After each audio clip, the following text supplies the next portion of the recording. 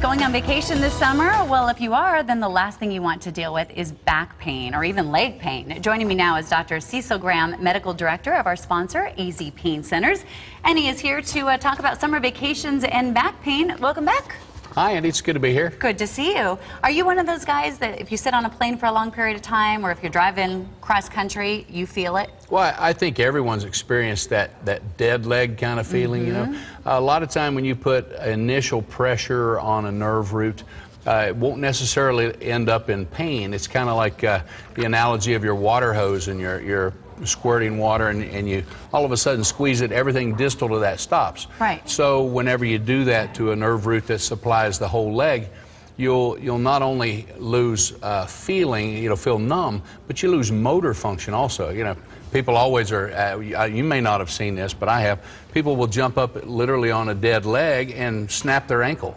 I had a friend in high school that that broke her leg. Exactly. Because, well, we always say that it's your leg falling asleep. That's right. sort of what it is, right? And that's what it is. If falling asleep, it's like anesthetizing it. You put pressure on a nerve and it just loses all electrical activity for a period of time. Well, I know you brought some pictures to Yes, sort of help. That always helps. Well, and this shows, you know, the sciatic nerve. Everyone knows that it's you know, basically a pain in the butt when they say sciatica. But it's three nerve roots that come off of the spine, and they form just as they exit the spine, and then it goes right down through the middle of the hip and down the leg. So anything that puts pressure on those nerve roots as they exit the spine, or mechanically in the sitting position, that kind of thing, it can put pressure on that nerve root on down in the hip joint as it exits the pelvis and goes down into the leg, so anywhere along that distribution.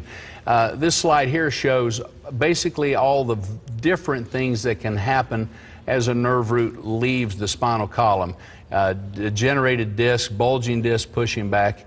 The difference in a bulging and a herniated disc, you see that looks a lot bigger. In a herniated disc, the actual center, the middle, the nucleus of the disc ruptures out.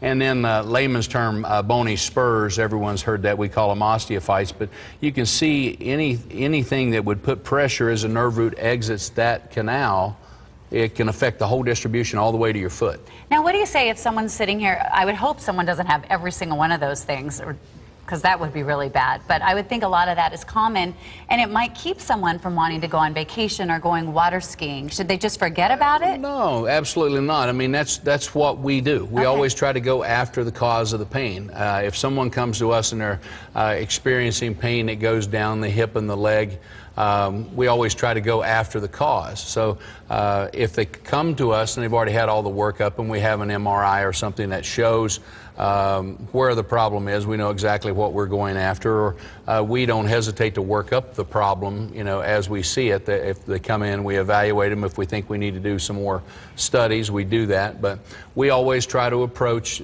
where the pain is originating and suppress it at that point.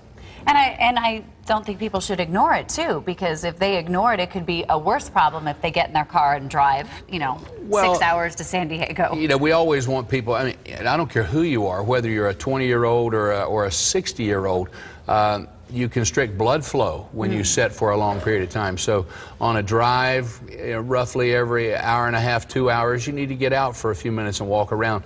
In the plane, most common, if you're taking a 5-hour flight, there'll be a period of time when the seatbelt light is off, and it's always good to get up and stir around. Another problem people can have on long flights, they'll develop a blood clot in their calf, and I don't know if you've heard about that, definitely. But people, you know, a few hours after a plane flight will have a blood clot break loose from the leg, go to the lung, they'll have a big pulmonary embolus. I mean, sudden death can happen from that. I know my dad doesn't like to fly because he's so fearful of that. Exactly. You have to just get up and move, get the circulation, and prevent that pooling of the blood in the lower extremities. So I think the good news is you can go on vacation, and you should also make sure that you check in with AZ Pain Centers so that you guys can get them just how they need to be before they go on those trips. Absolutely. All right, and also we should say that you guys accept most insurance plans, so that's also very important. There you go, Valley-wide locations. Call 480-821-PAIN to schedule a consultation, azpaincenters.com. And AZ Pain Centers is a sponsor of Sonoran Living Live.